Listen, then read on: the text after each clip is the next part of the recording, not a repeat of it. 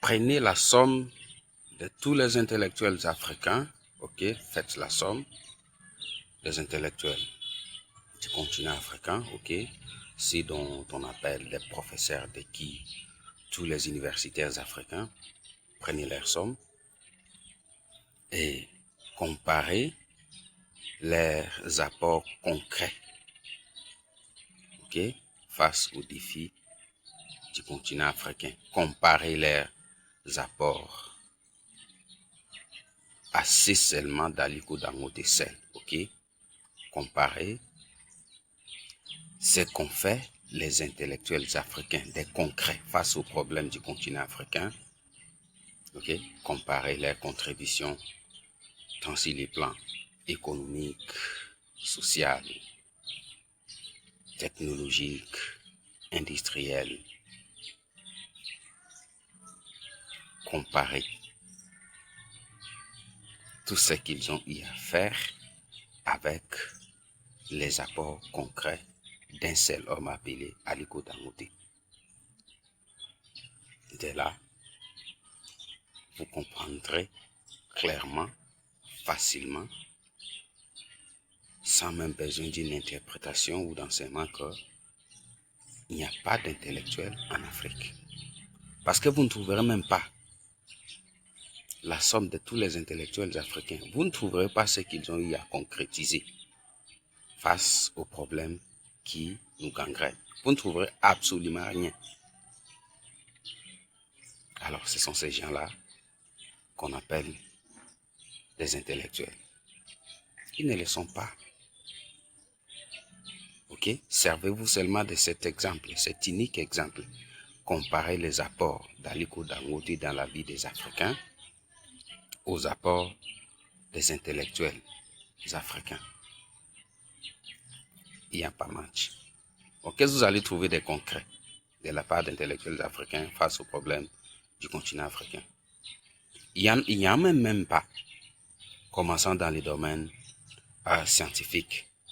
Ils n'ont même pas de théorie, ils n'ont même pas d'innovation scientifique.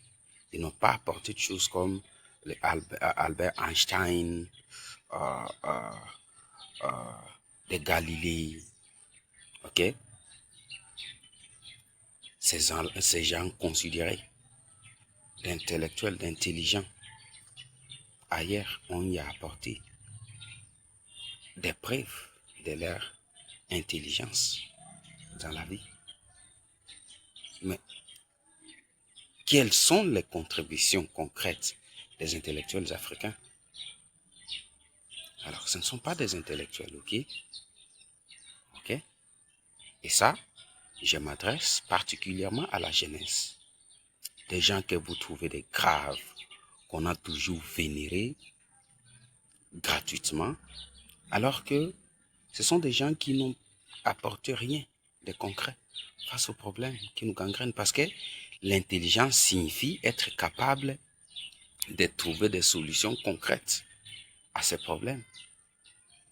C'est ça.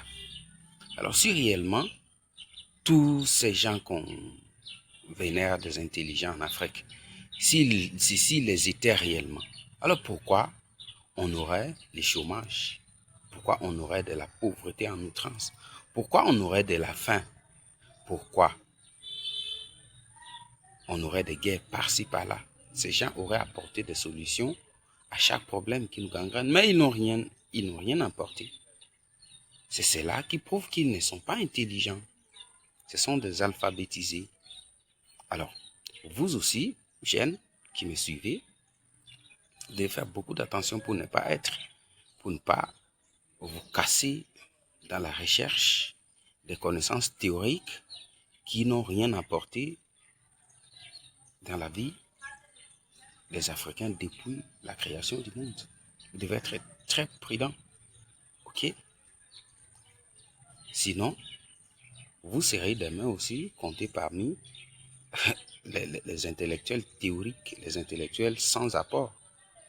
Alors pourquoi prétendre être intelligent alors qu'on est incapable de résoudre les problèmes de sa propre vie? Ça, ce n'est pas de l'intelligence. L'intelligent, ok, en Afrique, Aliko Dangote, Tony Lumelu, les Rabiou, les milliardaires africains qui comptent. C'est ces gens qui ont apporté des solutions concrètes aux problèmes qui nous gangrènent. Ce sont là des intelligents. Un intelligent n'est pas quelqu'un qui parle le français que je parle là, l'anglais que je parle, le portugais que vous parlez. Ça, ce n'est pas de l'intelligence, chers frères et sœurs. Ok, on nous a longtemps trompés. Voilà.